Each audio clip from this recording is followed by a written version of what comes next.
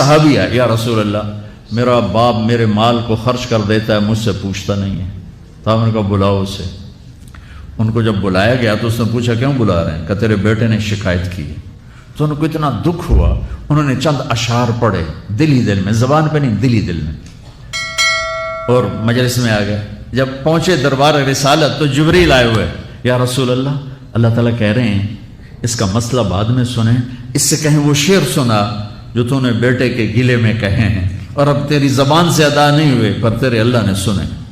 تو آپ نے اس سے فرمایا اچھا بھائی تیری گل تو میں بعد میں سنوں گا، تو پہلے وہ میں نے شعر سنا۔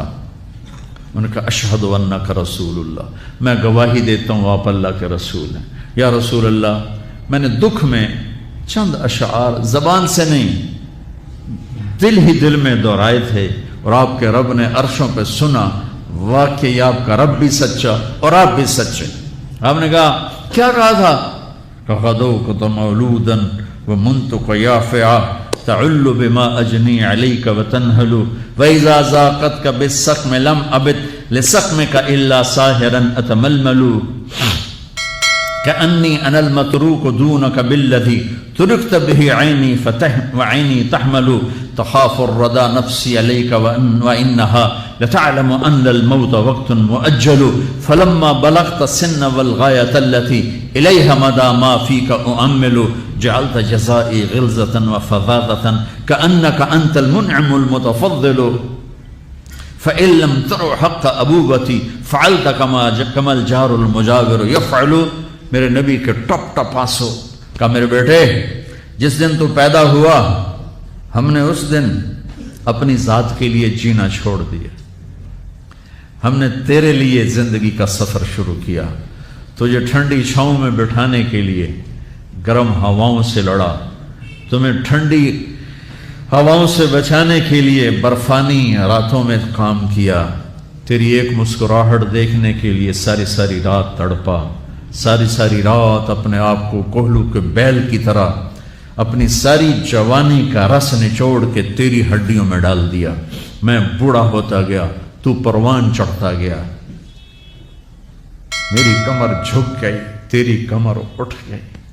میری ٹانگوں سے جان نکل گئی، تیری ٹانگیں مضبوط ہو گئیں، میرے ہاتھ کانپنے لگے، تیرے ہاتھ مضبوط ہوئے، میں لڑکھڑانے لگا، تو اترانے لگا، تو مجھے خیال آیا کہ جیسے میں اس کے لیے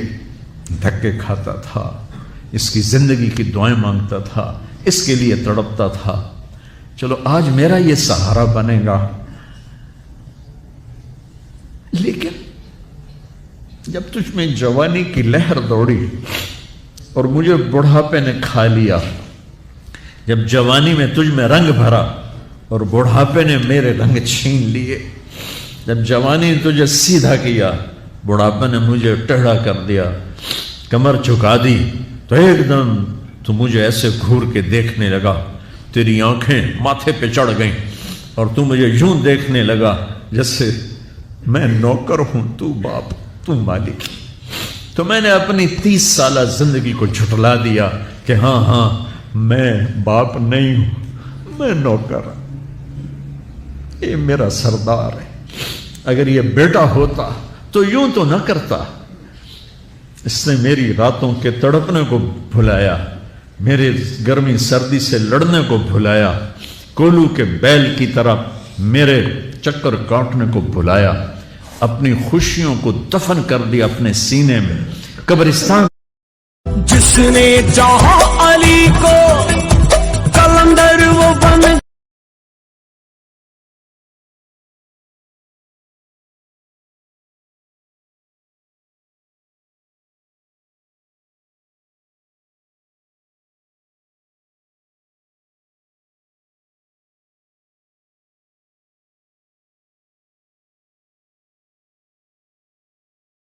میری اردو میں اتنی وسعت نہیں ہے کہ میں ان اشعار کا درد سمجھ سکوں۔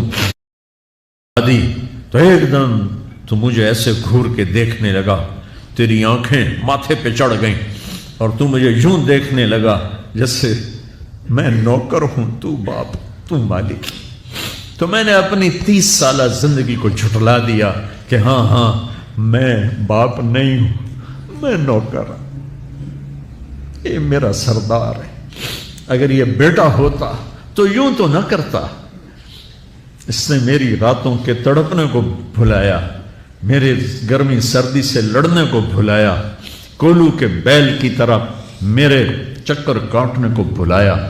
اپنی خوشیوں کو دفن کر دیا اپنے سینے میں، قبرستان بنا دیا اپنے سینے کو، اپنی خواہشات کا اور اپنی خوشیوں کا، اور آج تو مجھ سے ایسے بات کرتا ہے جیسے میں نوکر ہوں اور تو میرا آقا ہے۔ اچھا میرے بیٹے، میں نوکر سہی، تو سب، پر میں تیرا پڑوسی، تو بندہ پڑوسی سے پوچھ ہی لیتا ہے کیا حال ہے، کوئی ضرورت تو نہیں، اتنا ہی پوچھ لیتے۔ دیکھو میں آج رو رہا ہوں، یہ بڑے دردناک اشعار ہیں، میری اردو میں اتنی وسعت نہیں ہے کہ میں ان اشعار کا درد سمجھ سکوں اردو کے الفاظ میں، لیکن اتنا بتاتا ہوں کہ میرے نبی روتے روتے ہچکی لگی، اتنا روئے۔ آپ نے اس بچے کے گریبان کو یہاں سے پکڑ کر دفع ہو جا، میری نظروں سے دور ہو جا، انت و مالک لابی، تیرا سب کچھ تیرے باپ کا ہے، یہی باپ آج تمہارے ہاتھوں ذلیل ہو رہے ہیں۔